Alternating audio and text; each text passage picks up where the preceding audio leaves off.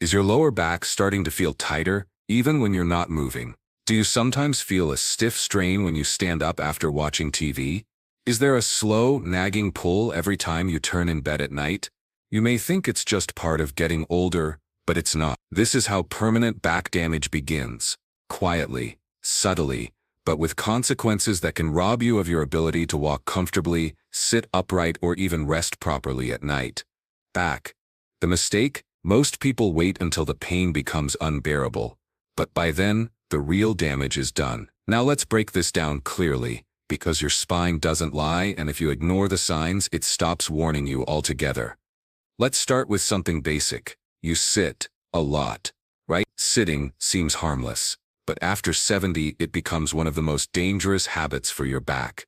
Why? Because blood flow to the discs in your lower spine is reduced by up to 50% when you sit longer than 30 minutes without moving.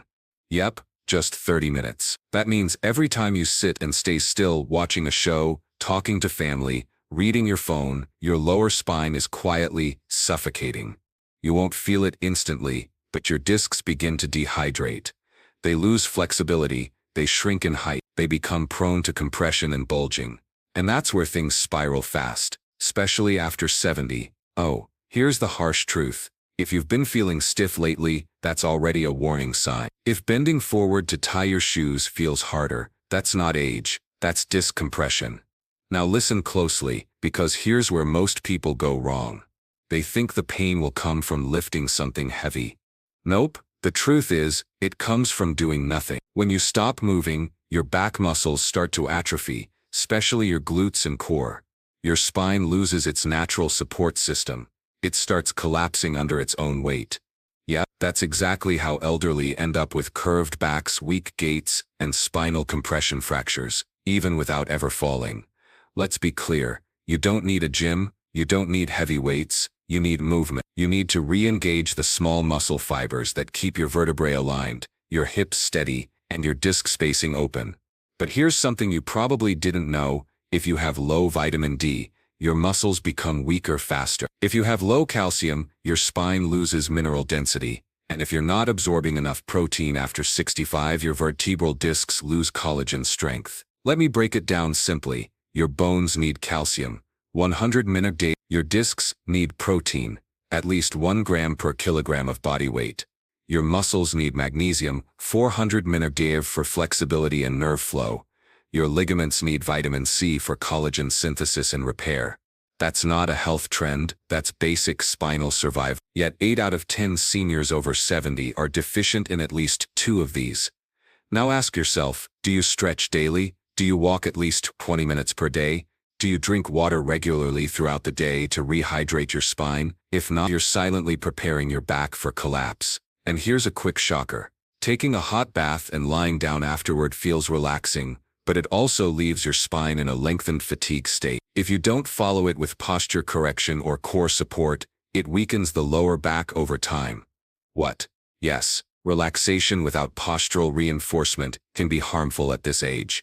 Let's talk posture specifically for elders. You've probably heard sit up straight your whole life, but what you need now is even simpler. Feet flat on the floor, knees bent at a 90-degree angle, back supported by a firm pillow at the lumbar region. Screen or book at eye level, not below. Your spine loves this posture. It offloads pressure from the L4, L5, and L5S1 discs, 2 of the most commonly damaged segments in elders. Now let's touch something else. Do you sometimes feel your leg or foot go numb after sitting? That's not just circulation, it's sciatic nerve compression. Your piriformis muscle, deep in the buttock, gets tight from lack of use and presses directly on the sciatic nerve.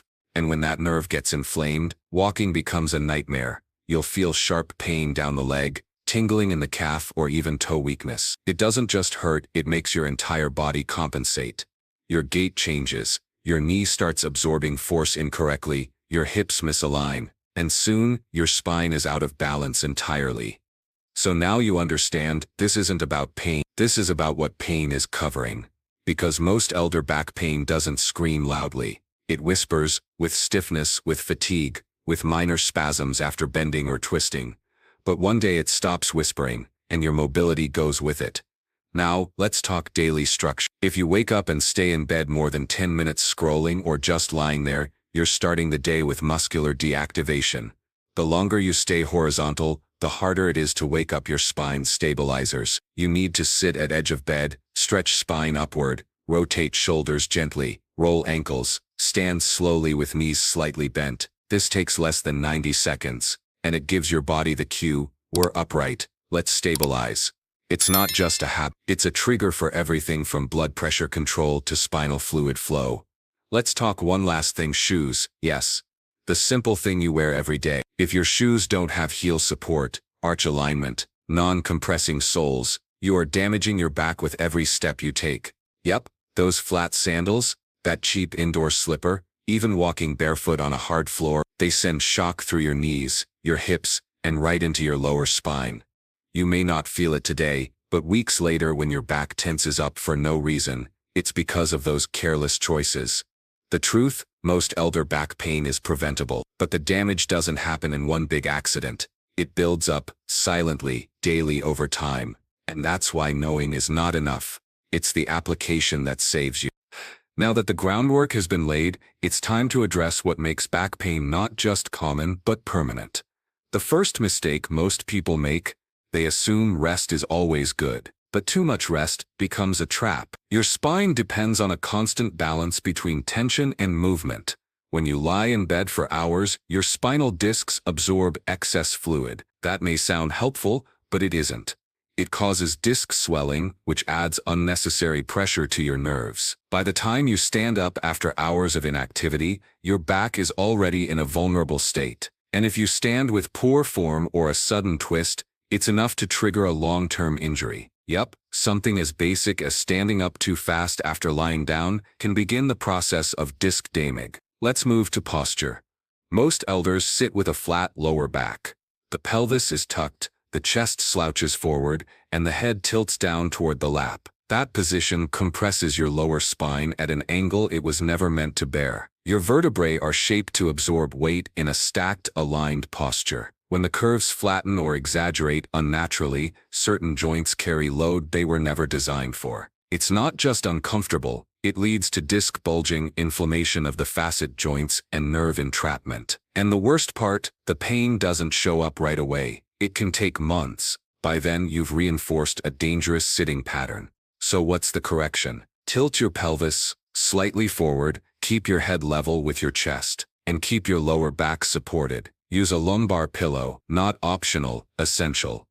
Now let's break down daily activities that sneak in and make back pain worse without you even realizing it. Cleaning while bent forward.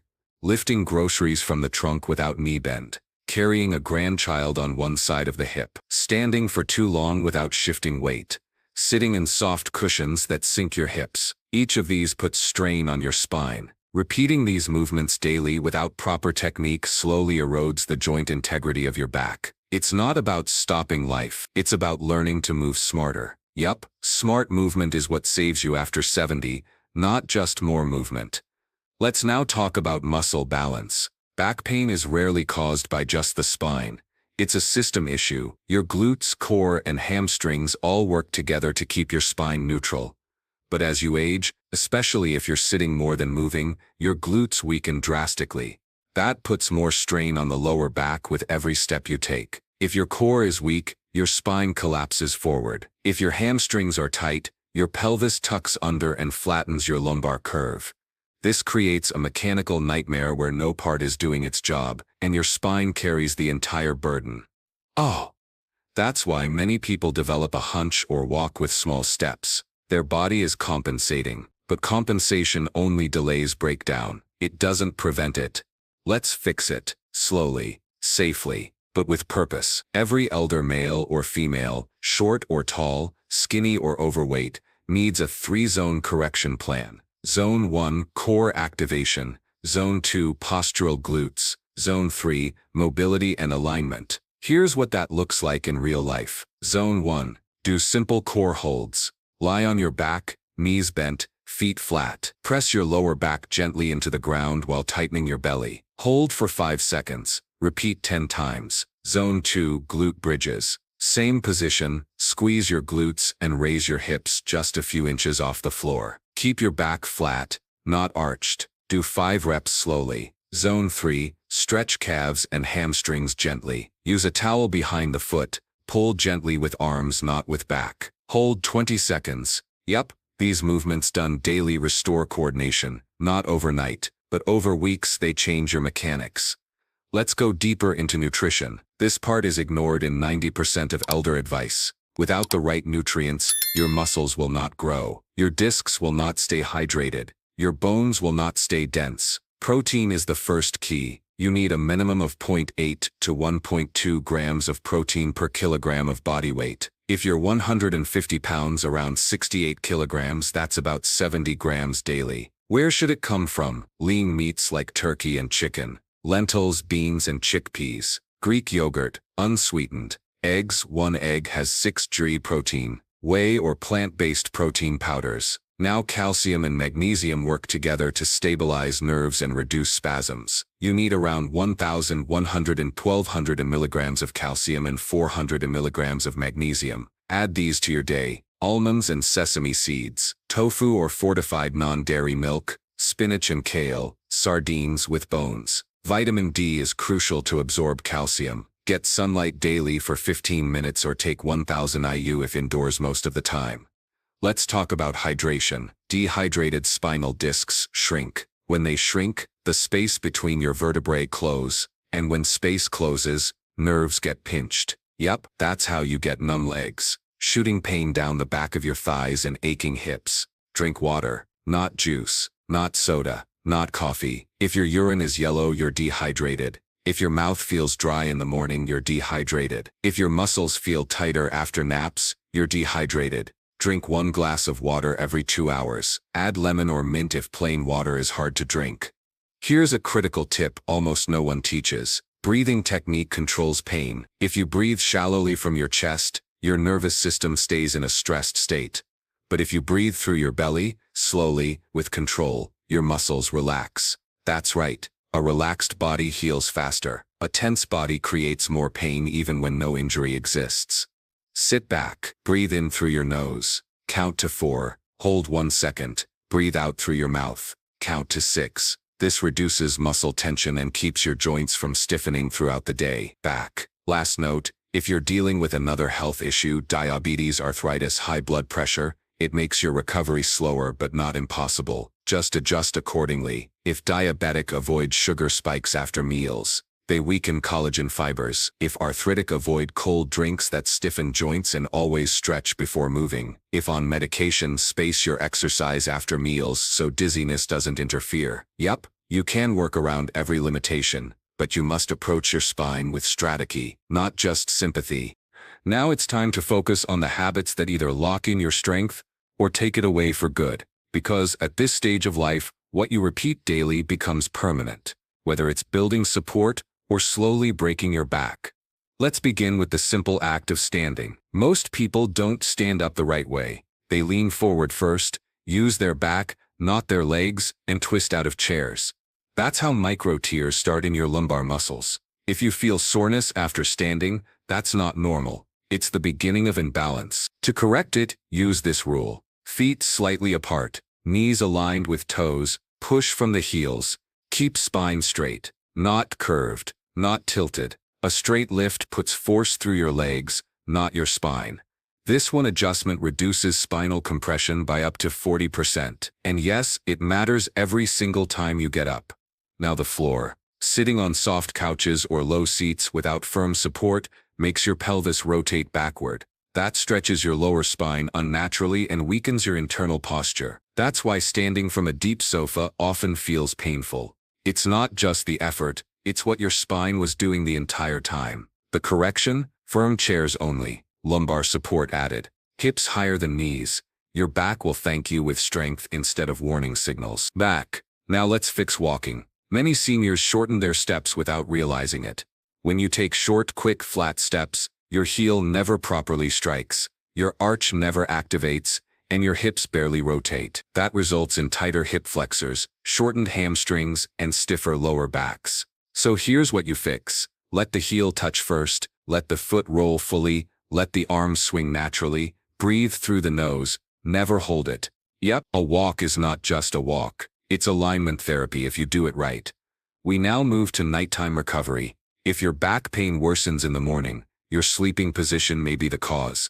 Sleeping on your stomach? The worst position for your spine. It forces your lower back into hyperextension, compressing discs, and your neck is rotated unnaturally for hours. The correct sleeping positions are on your back, with a pillow under the knees, on your side with a pillow between the legs and neck supported in line with the spine. Your mattress matters. It should be medium firm, not too hard, not too soft. And the pillow? It must hold your neck in a straight, neutral line.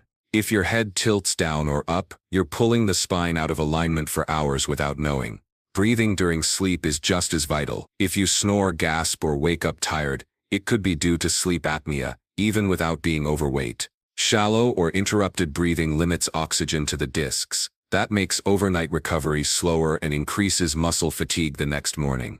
Keep your airways open. Nasal strips, upright posture before bed, and avoiding alcohol can all help. Sleep quality isn't optional, it's how your back repairs overnight.